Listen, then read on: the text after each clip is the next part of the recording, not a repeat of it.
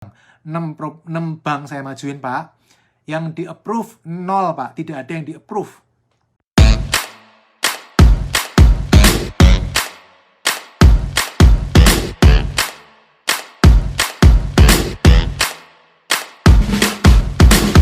Halo teman-teman, apa kabar? Hari ini kita akan bicara tentang saat krisis COVID-19 ini. Sekarang kan kita bisa menyebut ini krisis. Apakah ini waktu yang tepat untuk investasi properti atau memulai investasi properti? Ini saat yang tepat atau tidak? Dan kalau tepat atau tidak, kenapa? Kemudian kita akan berdiskusi dan mungkin juga akan saya kasih gambaran saya sedikit tentang pengajuan KPR kondisi hari ini seperti apa. Ya, mudah-mudahan topik ini bermanfaat untuk teman-teman. Nah, untuk yang belum pernah ketemu dengan saya, perkenalkan nama saya Pipo. Saya adalah investor properti. Saya mulai investor properti tahun 2008. Properti-properti yang saya suka adalah properti-properti yang menghasilkan passive income. Apa itu properti yang menghasilkan passive income? Properti yang menghasilkan income tanpa kita perlu bekerja. Enak kan teman-teman? Nggak perlu bekerja tapi akan mendapatkan income. Kenapa? Karena properti itu bisa menghasilkan income. Contoh, rumah sewa. Kalau kita punya rumah sewa, orang yang nyewa ke kita kan harus bayar. Ya, nah kita nggak perlu bekerja, tetap kita akan mendapatkan income. Atau punya ruko yang kita sewakan. Atau favorit saya adalah minimarket waralaba. Hari ini properti-properti saya tersebar dari Sumatera, Jawa, hingga Sulawesi. Walaupun saya sendiri tinggal di Jakarta. Oke, 2020 ini teman-teman unik sekali karena kita mengalami krisis ekonomi yang diakibatkan oleh virus COVID-19. Akibatnya perputaran ekonomi melambat, banyak bisnis yang turun omsetnya, dan berakibat hilangnya uang di lapangan. Ya kan teman-teman, mungkin ada yang merasakan sekarang kok cari uang agak susah ya. Ya memang bisnis turun, secara umum semua turun. Ya memang ada beberapa yang naik, tapi secara umum turun. Akibatnya jelas banyak orang kekurangan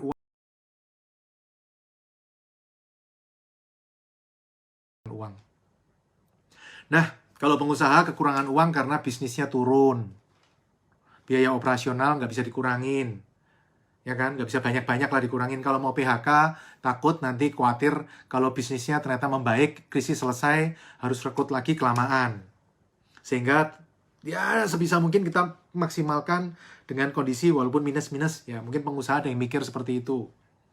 Mungkin teman-teman ada yang pengusaha, mungkin mikirnya kan juga seperti itu.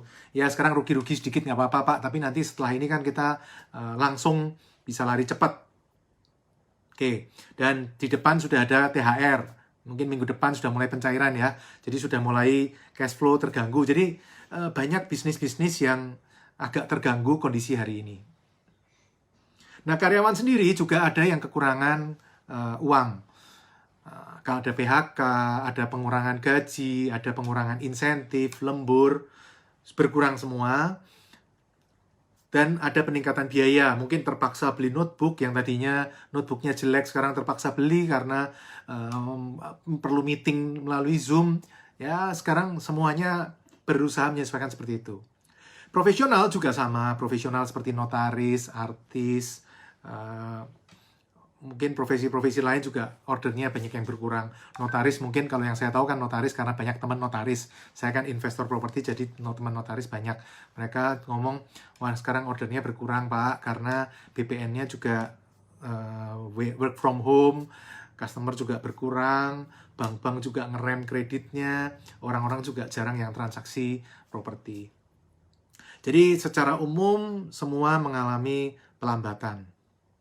Nah, balik ke pertanyaan awal, apakah ini waktu yang tepat untuk teman-teman invest properti? Kalau pendapat saya, orang invest properti itu pada dasarnya ada 3 macam. Yang pertama adalah orang yang cuma ikut-ikutan. Katanya properti bagus. Beli properti. Ternyata propertinya dibohongin. Pembangunannya nggak selesai. Ya, itu namanya ikut-ikutan. Nah, ini yang susah diomong lah kalau yang ini. Ya, yang tipe kedua mungkin yang jual beli. Nah, jual beli contohnya seperti apa? Yang macam-macam. Bisa intinya adalah beli untuk dijual lagi. Intinya seperti itu. Contoh flip tapi upper fixer. Jadi dia memperbaiki rumahnya, kemudian direnovasi, kemudian dijual. Jadi beli, terus direnovasi, jual. Itu fixer upper, ya kan. Ada juga yang snap flip. Jadi langsung beli, jual lagi, ngambil untung, masuk kantong. Ada. Nah, untuk pedagang-pedagang seperti ini memang lebih enak waktu zamannya 2010 sampai 2013. Kenapa? Karena saat itu properti naik terus. Karena properti naik terus, dia nggak khawatir. Kalau nggak laku, saya tahan. Pasti naik terus propertinya. Ya, itu kondisi 2010-2013 waktu Indonesia booming properti, booming komoditi. Karena booming komoditi, sawit, dan batu bara luar biasa sekali. Akhirnya banyak orang punya uang, orang saling beli properti, harga properti keangkat. Nah, pemain flipper waktu itu berjaya, teman-teman. Kenapa? Karena beli properti murah, diemin, otomatis naik. Sampai ada istilah waktu itu, beli properti pasti naik. Kalau hari ini nggak bisa ya. Sejak 2015, 2014, 2015 sampai hari ini, ya properti relatif di situ-situ aja, teman-teman. Naik sedikit mungkin iya, tapi secara umum tidak seperti gila-gilaan waktu 2010 sampai 2014, 13, 14. Ya, orang-orang yang bermain pedagang, jual beli, kondisi hari ini ada plus minus. Kalau jeli bisa dapat barang murah, diskonnya besar, tapi ada salah satu masalah hari ini. Jualnya susah. Kenapa? Karena marketnya sedikit, pembelinya sedikit, yang jual banyak sekali. Otomatis memang harga murah, tapi problemnya adalah nanti jualnya juga susah. Tapi kalau dia berpikir, nggak apa-apa Pak, saya kan fixer upper Pak. Jadi saya beli, saya renovasi, paling selesainya nanti 6 bulan lagi.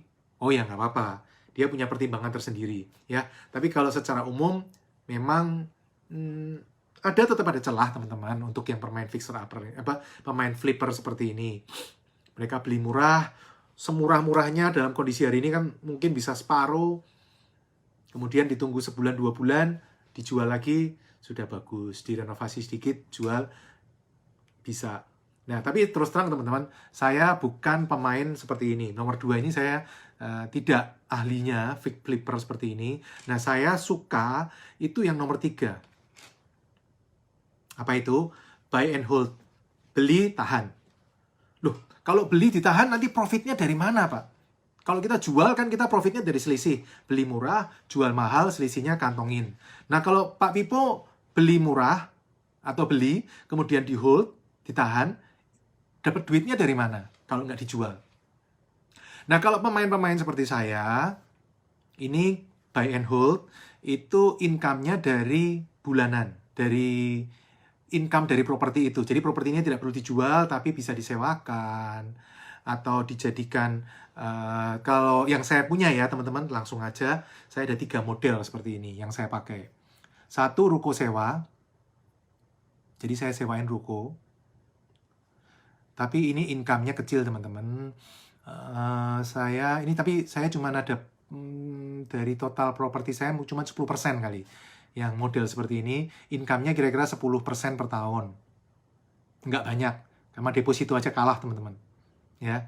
Tapi saya punya ada ruko-ruko yang disewakan, ada yang disewa tukang cukur, minimarket.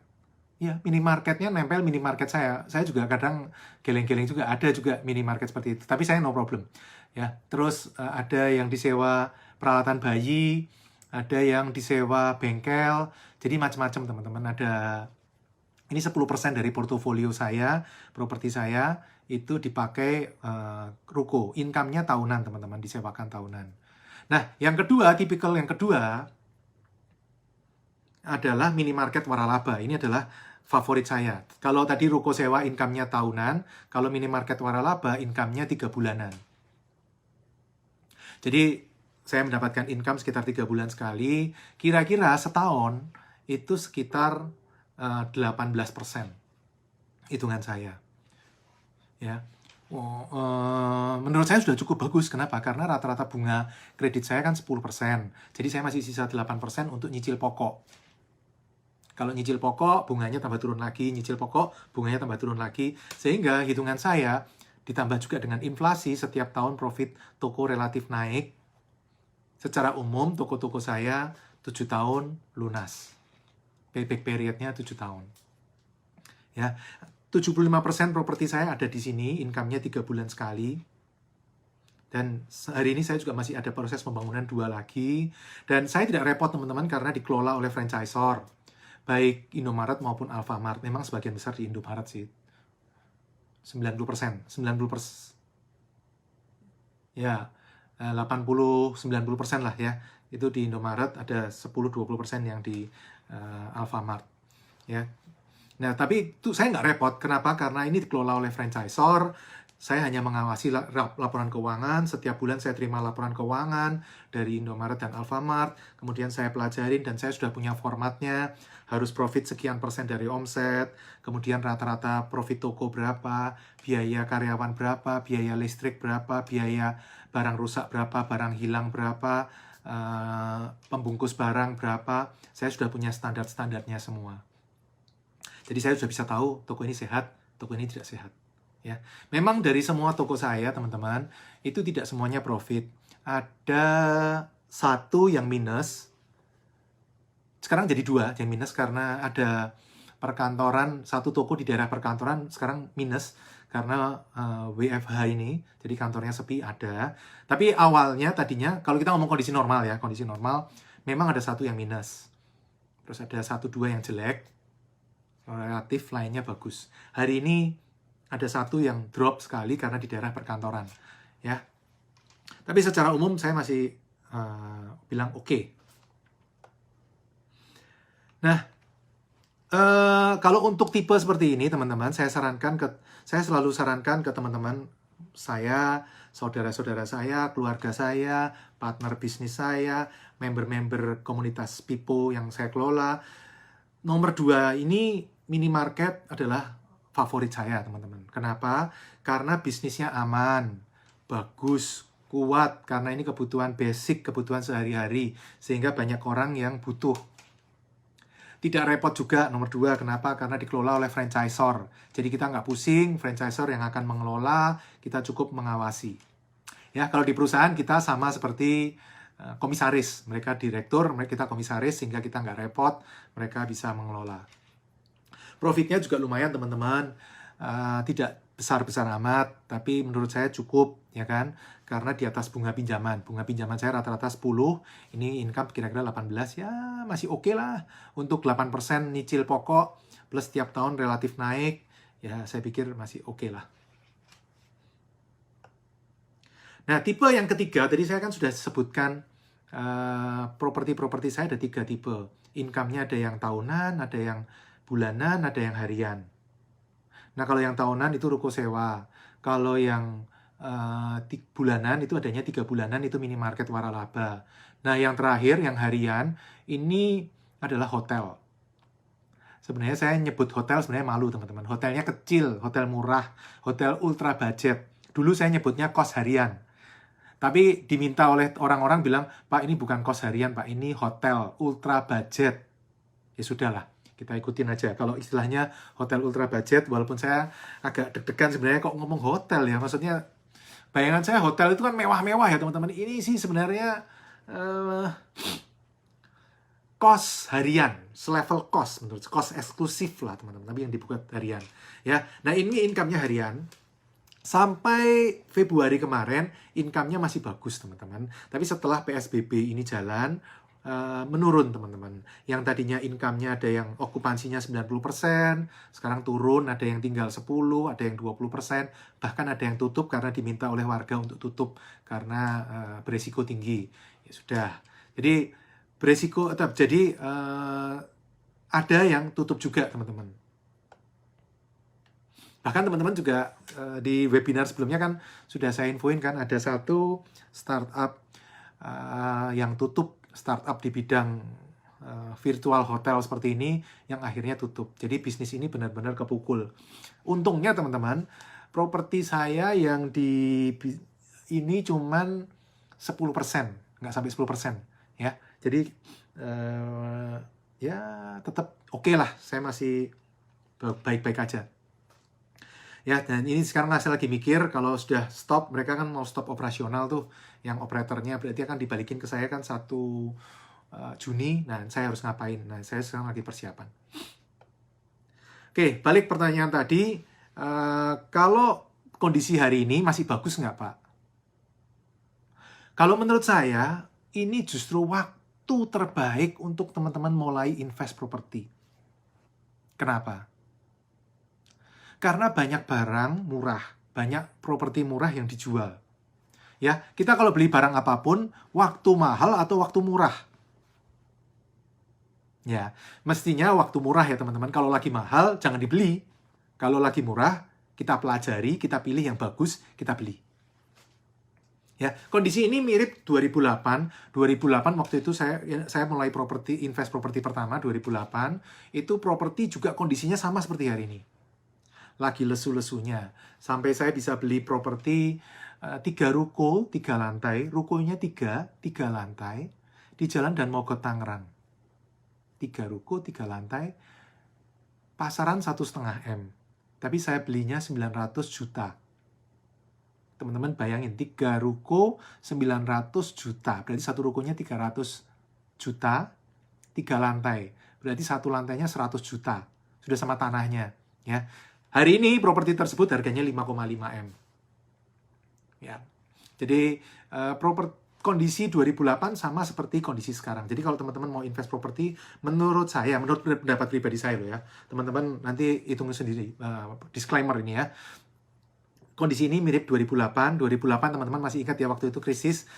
Ada subprime mortgage di Amerika. Teman-teman kalau mau tahu apa itu subprime mortgage, teman-teman tonton film judulnya The Big Short.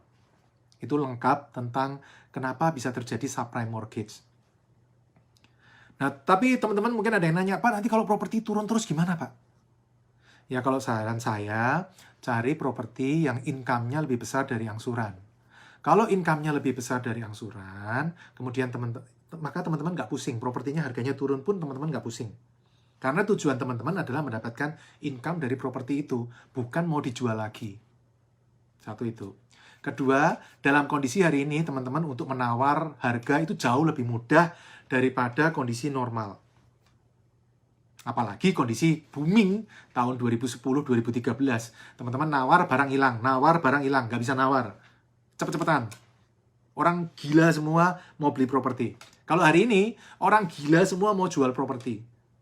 Nah, waktunya untuk, kalau saya sih, saya lagi cari-cari terus-terusan. Properti ini waktu yang terbaik menurut saya. Ya, jadi cari properti yang income-nya lebih besar dari angsuran.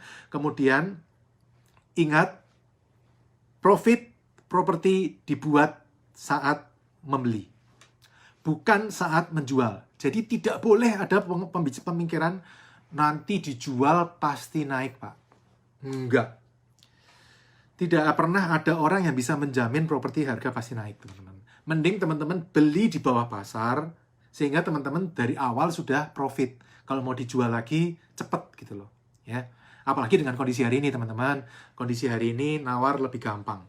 Ya. Jadi saran saya, cari properti yang income-nya lebih besar dari angsuran. Pak, masa ada properti yang lebih besar dari angsuran? Orangnya masa segoblok itu, Pak, mau jual? Jangan salah loh. Orang punya pemikiran beda-beda. Ya, saya pernah nemu 2008 waktu itu di daerah Dwi Warna. Ada kos bagus sekali. Dijual 7 miliar ya, saya ingat saya. Cicilannya paling 80-90 juta kali ya. Apalagi kalau bisa nawar sampai 6 miliar ya. Income-nya 100 juta lebih. Waktu itu saya tanya, kok dijual kenapa? Bukannya mendingan di refinancing ke bank. Kemudian bisa dapat duit. Enggak, saya mau jual karena saya mau invest di sawit. Berarti dia memikirkan bahwa income di sawit, profit di sawit lebih besar daripada di properti kos-kosan. Waktu itu ya teman-teman ya. Kalau sekarang ya ceritanya beda. Ya, tapi waktu itu infonya seperti itu. Jadi teman-teman jangan skeptis bilang tidak pernah Pak ada properti yang income-nya lebih besar dari angsuran. Banyak teman-teman. Tahun 2011 Oh, Pak, 2011 kan sudah lama, Pak. Bapak kok ceritanya yang lama? Iya, saya kalau cerita yang lama-lama, karena kalau yang baru-baru kan masih rahasia. Kalau yang udah lama-lama kan saya sudah sudah buka, no problem. 2011, saya beli properti 1,6 miliar. Ya, minimarket. Sudah buka. Profitnya 26 juta sebulan. Sudah buka 7 tahun. Profitnya 26 juta sebulan, 1,6. Padahal kalau cicil di bank 15 tahun itu 20 juta. Enak kan? Jadi kita beli pakai uang bank, sebulan nyicil 20, kita dapatnya 26. Nah, properti-properti seperti itu yang saya cari, teman-teman. Teman-teman juga mau nggak properti seperti itu? Ya, ada teman-teman, properti seperti itu ada. Memang tidak akan setiap hari teman-teman dapat. Ya, mungkin 3 bulan, 6 bulan sekali dapat. 3 bulan sekali, 6 bulan sekali dapat. Itu pun kalau nyari. Kalau tidur di rumah terus 3 bulan ya, jangan harap mau dapat ya. Sabtu Minggu jalan, Sabtu Minggu jalan. Senin sampai Jumat cari propertinya, diteleponin satu-satu. Sabtu Minggu cek. Nanti 3 bulan, 6 bulan biasanya dapat. Pengalaman saya seperti itu. Oke, jadi banyak properti murah saat ini, kondisi hari ini. Dan ingat, nggak usah takut untuk nawar harga murah. Kenapa? Karena sekarang properti lagi murah-murahnya, teman-teman. Kalau pendapat saya, mending kita santai-santai nawar, mundur 2-3 bulan closingnya. Nggak apa-apa. Tawar terus properti yang seperti harga yang kita mau, pokoknya income harus lebih besar dari angsuran. Pak, kalau nggak deal nanti diambil orang loh, Pak. Biarin, kalau nggak jodoh, santai aja, teman-teman.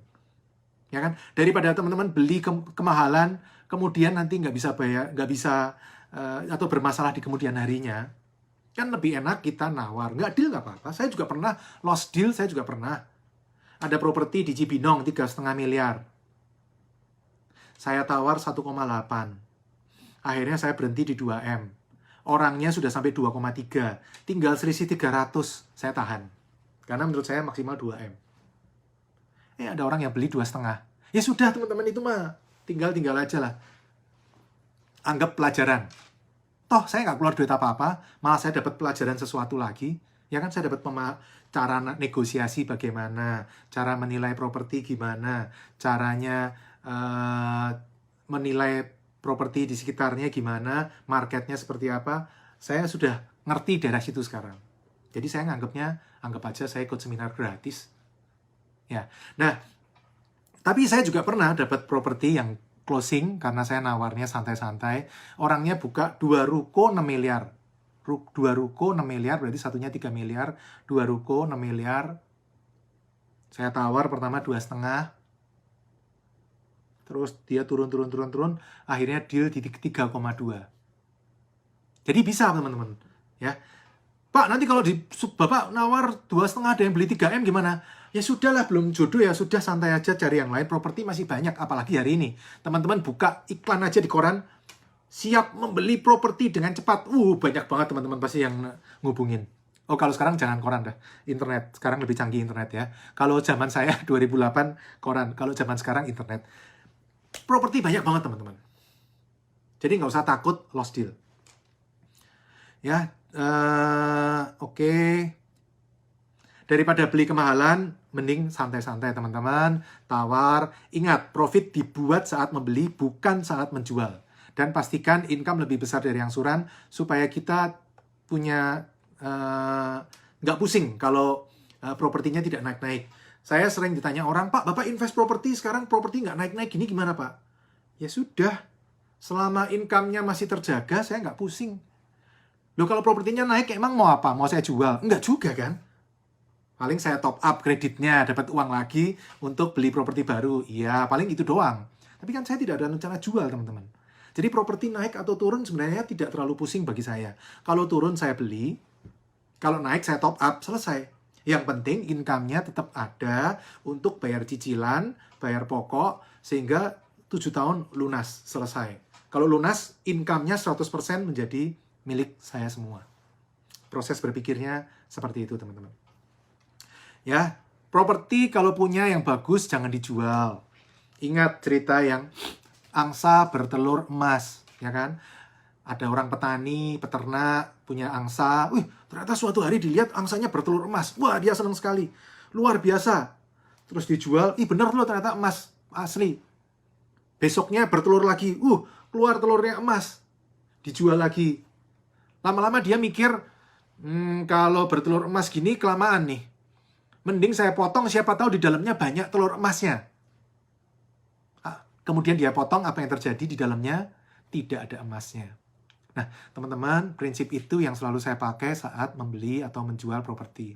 Saya tidak suka menjual properti saya. Saya beli, saya tahan. Kenapa? Karena saya selalu menganggap properti-properti saya adalah angsa bertelur emas. Ya. Nah, angsanya tidak akan saya potong, telurnya saya jual. Saya nikmati, atau telurnya ditetaskan lagi, dijadikan angsa bertelur emas lagi, baru cucuk telurnya yang kita nikmati. Saya biasa selalu seperti itu, teman-teman. Ya. Nah, kedua, kenapa saya masih yakin dengan hari ini? Saya hari ini masih membangun 2 minimarket lagi. Saya optimis kondisi akan segera membaik, teman-teman. Ya, yang sembuh duluan pasti bisnis-bisnis yang paling dasar seperti minimarket, hotel ultra budget, karena kan orang tetap butuh kebutuhan sehari-hari. Kalau hotel ultra budget, orang kan yang bekerja keluar kota, perusahaan cut cost, perusahaan ngirit, dia maunya udah kamu yang murah-murah aja, tapi yang hotelnya yang bagus tapi yang murah. Ya, hotel ultra budget. Penerbangan juga nanti mungkin akan tumbuh, bergerak. Yang pertama mestinya yang pesawat budget air jalan duluan. Karena kebutuhannya basic dan banyak perusahaan yang cut cost. Nah, dalam kondisi hari ini, teman-teman, juga bagus untuk invest. Kenapa? Karena tidak banyak musuh, tidak banyak pembeli, teman-teman. Penjual banyak. Kalau orang Jawa bilang searat-arat, banyak sekali yang mau jual. Tapi yang mau beli sedikit. Akibatnya apa? Teman-teman nawar bisa lebih santai, ngobrol-ngobrol bisa lebih santai. Penjual yang tergila-gila dengan teman-teman, ya kan, dia akan ngejar-ngejar terus. Jadi timing terbaik untuk invest dan belajar properti adalah hari ini, teman-teman. Ini pandangan pribadi saya loh ya, teman-teman. Saya cuma sharing pengalaman saya. Bagaimanapun teman-teman harus ingat, investasi selalu ada resiko. Bahkan teman-teman deposito pun, nabung di bank pun ada resiko. Tidak ada yang tidak ada resiko. Ya, resikonya ada 2 ya kan, resiko gagal dan resiko berhasil. Dan kita tidak bisa menghilangkan resiko. Yang bisa kita lakukan adalah kita menurunkan resikonya. Misal dengan memastikan income properti tersebut lebih besar dari angsuran. Atau kedua, harga di bawah pasar. Kalau harga di bawah pasar, teman-teman mau exit, mau jual lebih mudah. Atau yang ketiga, pastikan surat-suratnya aman. Mastiin surat-suratnya aman paling gampang gimana? Kalau saya pakai KPR. Orang bank itu lebih ruwet dari saya. Nah, kalau tanah itu bisa ngelewatin bank, nah sudah pasti bisa ngelewatin saya. Bank itu ruwet. Ini nggak boleh, itu nggak boleh, ini nggak boleh, itu nggak boleh. Tapi nggak apa-apa kan teman-teman, lebih baik ruwet, dia ngomong yang nggak boleh, kita cari yang sesuai kualifikasinya dia, yang aman, dia mau biayain, berarti aman, ya kan? Walaupun tidak menjamin juga ya teman-teman, tetap ada resiko. Tapi kita sudah meminimalkan resiko sekecil-kecilnya. Oke teman-teman, bagaimana? Sudah dapat insight baru, pemahaman baru hari ini dari pembicaraan setengah jam ini?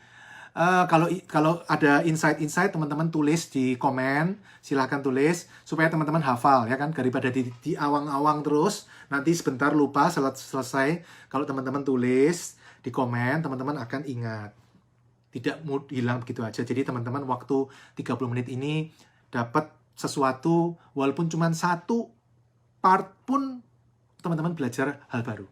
Itu yang saya harapkan ya. Silahkan tulis di komen apa yang teman-teman pelajari hari ini.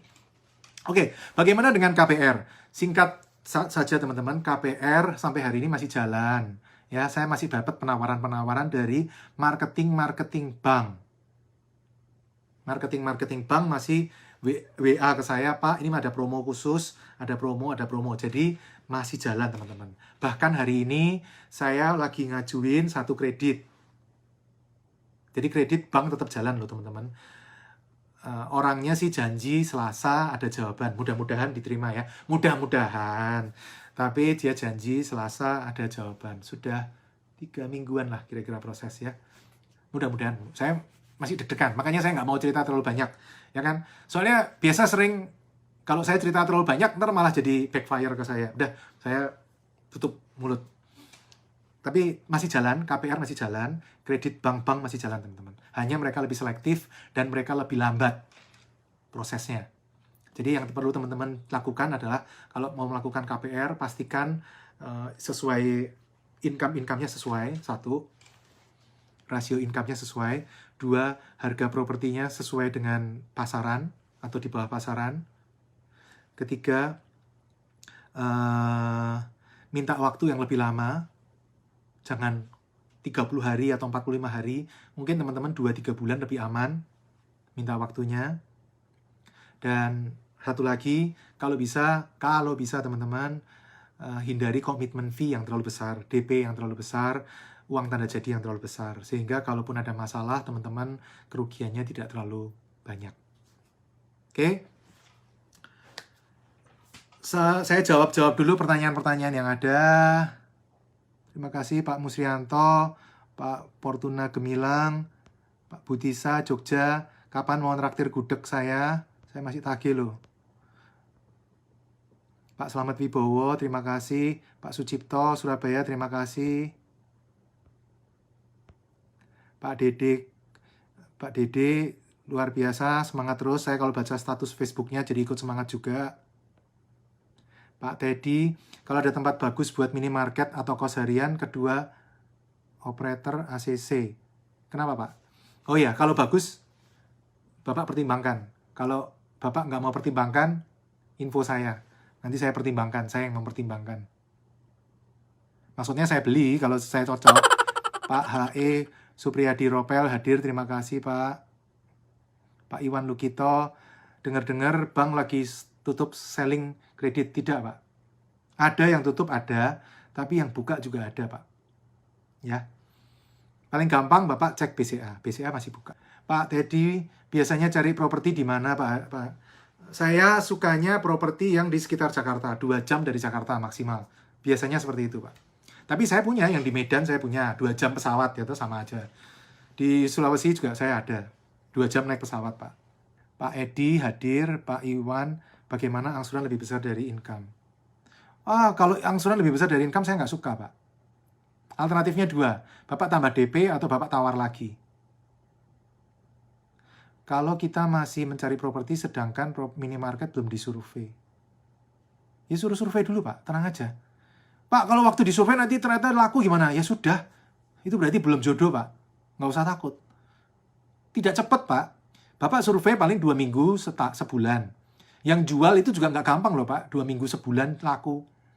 Ya, kalau laku gimana? Ya sudah, belum jodoh Pak, santai aja. Saya kalau digertak sama penjual, Pak, ini udah ada yang mau nawar.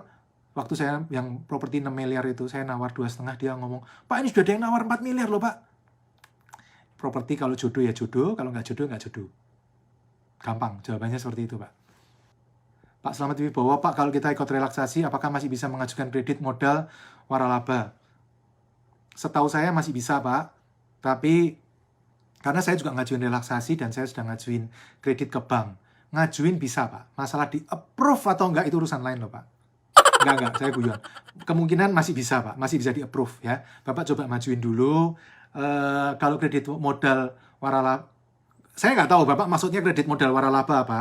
Tapi kalau kredit waralaba saya, yang saya pakai di salah satu bank, itu tidak tergantung dengan relaksasi. Urusannya beda Pak. Jadi kemungkinan dia akan approve. Pak Wisnu, kalau saya mulai belajar nyari properti, caranya bagaimana Pak? Caranya Bapak mesti taruh kriterianya apa dulu Pak. Jangan nyari-nyari tanpa kriteria. Kalau saya kriterianya jelas Pak. Properti 1, ada passive income-nya. 1, bla bla bla ya. Passive income-nya harus aman. Passive income-nya bisa berkembang, bla bla bla lah. Kedua, passive income-nya harus lebih besar dari angsuran. Ketiga, harga di bawah pasaran. 3 syarat ini yang saya pakai selama ini dan menurut saya efektif Pak. Syaratnya 3 itu. Detailnya panjang Pak. Pak Gary, Airi tutup. Ya betul, per 1 Mei. Beritanya juga sudah ada di media massa. Kalau invest Indomaret gimana itu Pak? Bagus. Kalau menurut saya loh Pak, menurut Bapak saya nggak tahu. 2 bulan ke depan harga properti gimana Pak? Kalau corona masih ada, apa turun, naik, atau sama aja?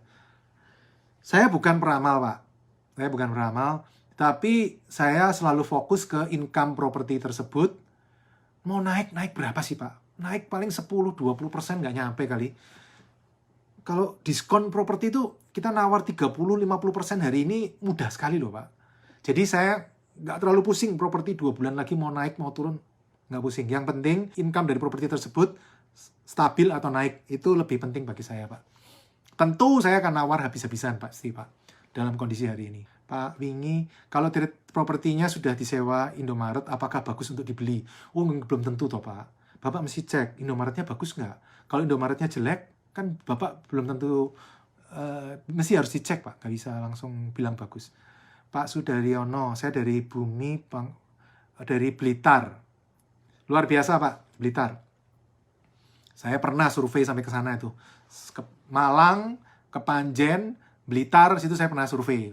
Saya ngajuin ke Indomaret 20 lokasi, 20-20-nya ditolak semua.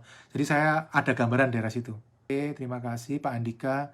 Saya pernah mau ngajuin KPR ke bank, Pak. Minta DP-nya 30%. DP sudah sulit, DP sudah diajukan.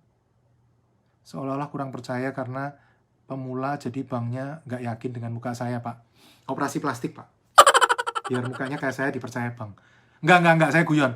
Bank tidak ngelihat muka sih, Pak. Menurut saya sih, kalau data-data mendukung, mestinya bank percaya loh Pak. Bank itu bukan orang yang datang terus kayaknya feelingnya jelek. Enggak. Dia akan lihat data Pak. Menurut saya ada faktor lain Pak mungkin ya. Tapi saya kurang paham juga. Pak Abdul Muiz, selamat malam Pak. Pak Anggas, Pak Pipo banyak yang nawarin, saya mau ngajuin. Ya butuh waktu toh Pak. 2008 saya ngajuin 6 bank pertama. Ngajuin 6 bank berapa yang diterima? Ngajuin KPR ke 6 bank. Sudah dapat propertinya, ngajuin KPR ke bank. 6 bank saya majuin, Pak.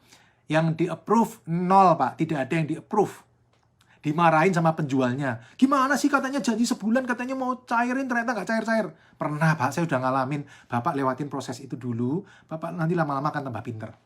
Ya, baru saya ajukan ke 14 bank lagi, di-approve 3 bank, Pak. Jadi, itu proses, Pak. Tidak bisa Bapak langsung lulus gitu, nggak. Ujian dulu, Pak. Kalau ujiannya lulus, baru Bapak akan jadi lebih pinter, lebih ahli lah. Oke, dari saya terima kasih. Oke, teman-teman, sebelum saya tutup, jangan lupa ya, sering-sering nonton video saya di channel YouTube Pipo Hargianto. Sekarang sudah ada 100 video lebih. Silahkan pilih, teman-teman pilih yang materi yang suka, yang teman-teman perlukan apa. Kalau belum paham, bisa ditonton berulang-ulang supaya paham. Ya, paling gampang teman-teman like, nanti muncul di watch letter. Ya, jadi teman-teman lain kali kalau nyari lebih gampang lagi. Kalau saya modelnya seperti itu, Pak. Saya like, kemudian biar akan nyimpen di watch letter. Nanti lain kali saya lebih mudah untuk mencarinya. Ya. Nah, pertama mungkin sulit dipahami. Ini lagi ada video yang launching malam ini, kalau nggak salah oleh tim IO saya. Judulnya restructuring. Saya sehari restructuring 3 kali. Itu saya kasih hitung-hitungannya. Hitung-hitungannya agak bulat, teman-teman. Mungkin teman-teman perlu beberapa kali mendengarkan baru bisa memahami maksud saya. Ya, nggak usah khawatir, teman-teman perlu waktu untuk belajar. Nah, teman-teman ulang-ulang. Ingat, pengulangan adalah ibu dari semua ilmu. Semua ilmu itu kalau diulang-ulang, tambah lama tambah pinter. Tidak ada yang sekali langsung bisa. Oke, workshop, betul Pak. Workshop Juli, Pak. Kalau memungkinkan ya Pak, mudah-mudahan kita berdoa semua aman ya Pak ya. Juli, target kita tanggal 11 Juli. Oke, jangan lupa subscribe untuk mendapatkan update-update terbaru video Pipo Hargianto. Semoga pembicaraan hari ini memberikan sedikit banyak pencerahan bagi teman-teman. Saya minta maaf kalau ada kata-kata yang kurang berkenan. Tapi saya berharap teman-teman sukses semua ya. Selamat malam, salam Passive Income Property. Investasi yang terbaik adalah dari otak kita. Karena itu, subscribe channel saya dan ikuti terus video-video saya. I'm Pipo Lender.